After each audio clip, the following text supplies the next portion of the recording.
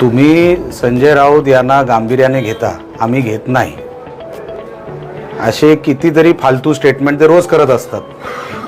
आणि तुम्ही पत्रकार म्हणून तुम्ही क्वालिफाईड पत्रकार आहात, प्रोफेशनल आहात, कोणाचे प्रश्न विचारायचे? ते कधी जनतेतून निवडून आलेत काय हो?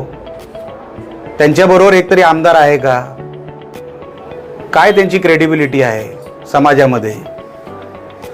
अहो, जो पत्रकारांच्या माईकवर थुकतो, जो एका महिलेला शिवीगाळ करतो, अर्वाच्य भाषेमध्ये वेगवेगळ्या नेत्यांबद्दल बोलत असतो, अशा व्यक्तींबद्दल तुम्ही प्रश्नही का विचारता? त्यांचं काम आहे ते काहीतरी, तुम्ही न्यूज बनवता त्याची.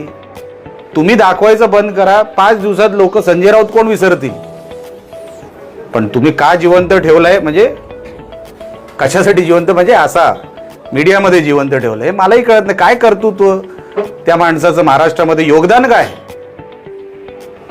कधी रात्री तयार केलं की चला एक नवीन बातमी सोडूया.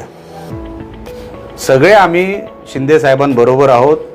सगळं हा संसार व्यवस्थित चालू आहे, कुठेही काय अडचण नाही, येणार सुद्धा नाही. कारण का आम्ही कुठल्या हेतूने आलेलोच नाहीये.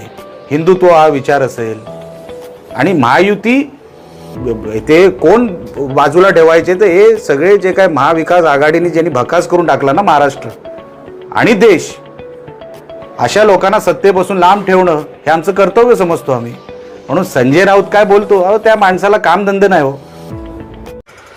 नवीन घडामोडी पाहण्यासाठी आजच आम्ही मुंबईकर 24 तासला लाईक करा, सबस्क्राईब करा आणि अपडेट रहा.